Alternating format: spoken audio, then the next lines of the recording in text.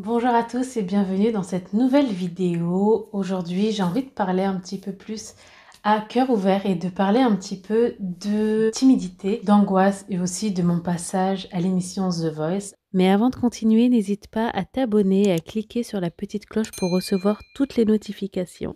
Donc j'aimerais vous raconter un petit peu mon parcours et vous expliquer comment une personne extrêmement timide, qui avait des crises d'angoisse lorsqu'elle se retrouvait entourée de gens, dans la rue, dans le bus, dans un magasin, a pu se retrouver sur un plateau télé, sur TF1, devant des milliers de personnes. Je vous explique tout ça tout de suite.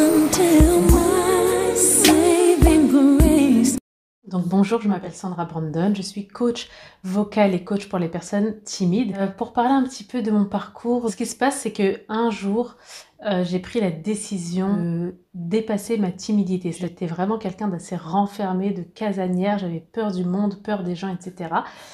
Donc ça me bloquait et moi je voyais le temps qui passait et je me rendais compte que je n'avais pas la même vie que les autres personnes de mon âge, tout simplement parce que j'étais vraiment beaucoup plus angoissée et timide, ou en tout cas j'arrivais pas à passer au-dessus de mes blocages. Donc à un moment donné, j'en ai vraiment eu marre et j'ai pris la décision de poser des actions concrètes pour sortir de cette timidité. À partir du moment où j'ai pris cette décision, je m'y suis tenue et je me suis vraiment forcée de faire des choses qui me déstabilisaient, qui me mettaient dans une zone d'inconfort.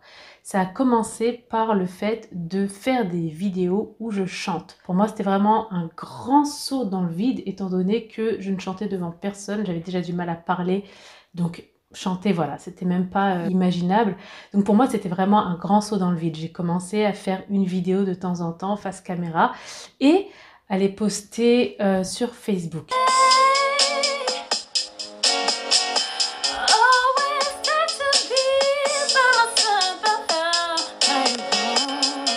Et de fil en aiguille, je commençais à me sentir de plus en plus à l'aise. Donc c'était beaucoup plus facile pour moi de commencer comme ça, face à la caméra de mon téléphone, et de les poster. Voilà, c'était une petite parenthèse. Ensuite, j'avais pas forcément de retour. En tout cas, je n'allais pas voir les retours, donc c'était facile. Et puis petit à petit, j'ai commencé à m'intéresser à ce que les gens pouvaient commenter, et j'ai vu que c'était plutôt des commentaires encourageants, donc ça m'a justement encouragée à en faire plus et à oser interagir, répondre aux commentaires, etc.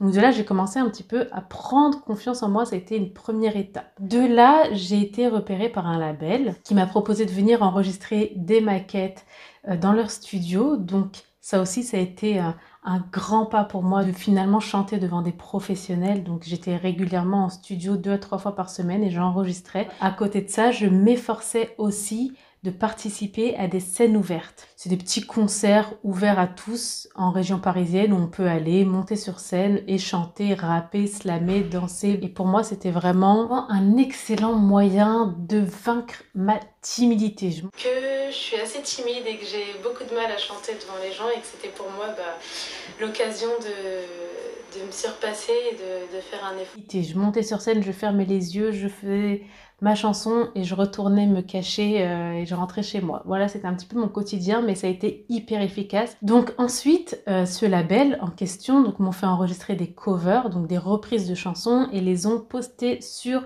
YouTube. Là, je me suis fait repérer par l'émission The Voice, donc qui ont contacté directement mon label en leur disant qu'ils aimeraient que je participe à la saison 2 de l'émission. Donc mon label m'en a parlé, sur le coup j'ai refusé, même pendant longtemps. Ils ont beaucoup insisté en me disant voilà que ça serait peut-être un bon tremplin aussi pour ma carrière, ça me permettrait d'avoir une communauté, de vendre des disques, etc. Donc à force, j'ai accepté de participer à cette émission, mais vraiment à contre-cœur, c'est-à-dire que je ne me sentais absolument pas prête pour ce genre d'aventure. Chanter comme ça face à toute la France, j'étais encore très timide, encore une petite fille, voilà. Mais bon, ils ont insisté, ils m'ont fait travailler une chanson et je me suis retrouvée du jour au lendemain sur scène.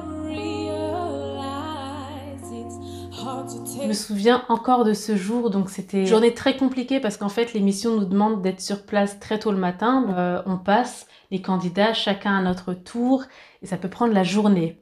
Pour ma part, Ça a été très long. En tout cas, il était très tard. Je me souviens que j'étais fatiguée et que j'avais attendu la journée dans les loges. Cette journée était compliquée dans le sens où moi, je me retrouvais là, comme ça, entourée de candidats qui me paraissaient tous plus ou moins professionnels. Ils s'échauffaient la voix, ils parlaient entre eux. Il y en a qui étaient venus avec des managers, avec des coachs. Enfin, ça, c'était vraiment quelque chose de lourd et moi, j'étais là. Et toute timide, enfin voilà, j'étais vraiment pas à l'aise, je ne parlais à personne, j'étais dans mon coin, j'essayais de fermer les yeux, de penser à rien, mais moi comme je suis de nature assez angoissée, c'était pas évident, vraiment je sentais que j'étais éparpillée. Vous savez, quand on n'est pas à l'aise, les personnes timides, vous le savez certainement, on a tendance à être particulièrement éparpillé, donc on a du mal à se centrer, on a du mal à se poser, à respirer, à se concentrer. On a les pensées qui vont dans tous les sens, on bouge dans tous les sens. Voilà, j'étais un petit peu comme ça. Et puis on m'appelle, c'est à mon tour de passer et là voilà, je me retrouve sur cette scène et là j'ai l'impression d'être une petite fille de 5 ans. C'était terrible, je me sentais intérieurement frigorifiée. Voilà, j'étais paralysée. Mais la chanson commence, donc il faut que je commence à chanter et là je commence les premières notes. Plus je chante et plus je me décompose à l'intérieur. Donc je pense que ça ne se voit pas forcément dans les images, mais moi je me dis mais qu'est-ce que je fais là? Pourquoi est-ce que j'ai accepté de venir? Je suis pas du tout dans l'instant présent, je suis pas du tout concentrée, mes pensées vont dans tous les sens et puis j'essaye de toutes mes forces de penser aux paroles pour me recentrer en me disant c'est pas grave. Et puis le verdict tombe, donc voilà, il y a un coach qui se retourne, etc. L'aventure continue à ce moment-là. Je rentre chez moi, je suis un petit peu dégoûtée parce que j'ai pas aimé ma prestation, j'étais tellement paralysée que j'ai pas pu faire ce que je voulais faire, j'ai pas pu chanter comme j'aurais voulu chanter. Mon équipe aussi est un peu déçue parce que voilà, j'étais complètement bloquée, ma voix avait du mal à sortir. Donc, bref, on est un petit peu tous déçus. Donc moi à ce moment-là, je quitte un peu les réseaux sociaux, même si la diffusion n'est pas encore prévue. C'est-à-dire qu'entre le moment où j'ai enregistré et la diffusion, il y a eu 1 mois ou 2 mois d'écart, mais pendant tout ce temps-là, moi, je quitte Facebook. Voilà. Il y avait quelques personnes de mon entourage qui étaient au courant que j'avais fait The Voice, donc j'ai pas envie de répondre aux questions, j'ai plus envie d'en parler, j'ai envie d'oublier. Je me sens déstabilisée, je me sens même presque déprimée par cette aventure. Je regrette complètement, je me dis, mais tout le monde va se moquer, je suis dans un état, mais drama queen. Vraiment, je pense que je suis tellement mal, j'ai l'impression d'avoir fait quelque chose de catastrophique. Du coup, j'ai honte d'avoir accepté et donc je me renferme un petit peu sur moi-même. Puis vient le temps de la diffusion et là, je commence à avoir quelques retours. Et les gens m'encouragent en me disant « Tu m'as donné de l'émotion, c'était bien, bravo, j'ai bien aimé, etc. » Donc là, je me dis, bon, c'était peut-être pas si horrible que ça. Donc je me remets sur les réseaux, sur Facebook, et là, je vois que j'ai été bombardée sur Instagram aussi par des tonnes de messages, d'encouragement, des gens qui me disent bravo, tu m'as fait pleurer, tu m'as émue, c'était super. Et là, je suis choquée, en fait, rêver des commentaires, mais plein d'amour, et ça, vraiment, ça m'a étonnée. Du coup, ça m'a permis de reprendre confiance en moi et de revenir sur les réseaux, de répondre aux gens, de leur dire merci. Alors, petit détail que j'ai oublié, c'est qu'au moment où est diffusée les auditions à l'aveugle, moi, je sais déjà que j'ai été éliminée. Voilà, c'est aussi ça qui faisait que je m'étais renfermée et que je voulais pas qu'on me parle de The Voice. À ce moment-là, je sais que j'ai été éliminée au battle. Les gens ne le savent pas encore, mais moi, je le sais et j'étais hyper déçue parce que autant la première audition, les auditions à l'aveugle, j'étais stressée, j'étais mal et je regrettais d'être venue.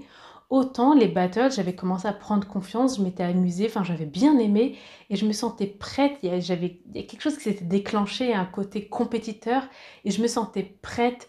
J'avais envie de continuer, de poursuivre parce que je sentais que j'étais capable de progresser. Ça m'avait motivée, c'était challengeant et j'étais déterminée. Et en fait, les battles, j'ai été éliminée. Donc voilà, ça a été un coup assez dur quand même. Et c'est pour ça que je me suis renfermée, voilà, et que j'avais pas envie forcément qu'on me parle de The Voice. Donc même quand la diffusion des auditions à l'aveugle est passée à la télé, j'avais pas envie forcément d'entendre les retours parce que les personnes qui allaient regarder ne savaient pas encore. Bref, que j'étais éliminée, ça m'embêtait. J'étais pas encore bien, j'assumais pas. Une petite fille, vraiment, voilà. Une fois que j'ai vu les commentaires, les retours, ça m'a donné confiance, j'étais contente, j'ai répondu aux commentaires et de là, j'ai été contactée pour venir chanter dans des orchestres, etc. Il y a eu tout un tas de propositions professionnelles dans le milieu de la chanson.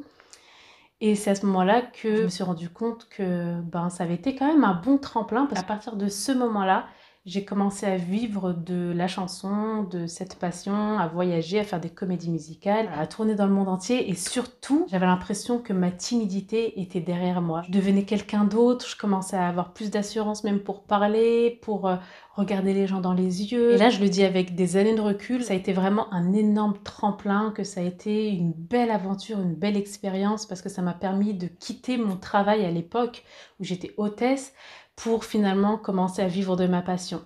Mais à cette époque-là, j'en parlais pas comme ça. Quand on me demandait ce que je pensais de The Voice, j'étais toujours très négative parce que voilà, j'avais pas aimé comment l'expérience était passée. J'avais envie de tirer un trait sur The Voice, j'avais pas envie d'en parler. Mais des années après, ouais, je réalise quand même que ça a été un énorme tremplin.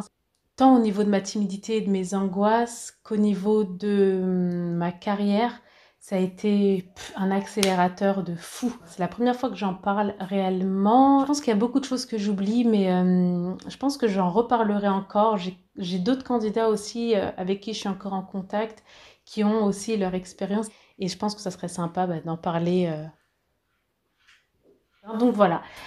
C'était la petite vidéo expérience voilà, sur The Voice et comment, du coup, en tant que personne timide, je me suis retrouvée sur une émission télévisée, comment ça m'a aidé à vaincre ma timidité, comment finalement cette première décision aussi de poser des actions concrètes pour sortir de cette timidité et de ces angoisses a fini pas à pas par m'emmener vers une autre vie finalement que j'avais pas du tout prévue, que j'avais pas du tout envisagée mais qui finalement, bah, j'ai aucun regret par rapport à tout ça, bien au contraire. J'espère que cette vidéo vous aura plu, vous aura. Si c'est le cas, n'hésitez pas à vous abonner, à cliquer sur la petite cloche pour recevoir toutes les notifications de mes dernières vidéos et à liker. Je vous dis à très bientôt pour une prochaine vidéo.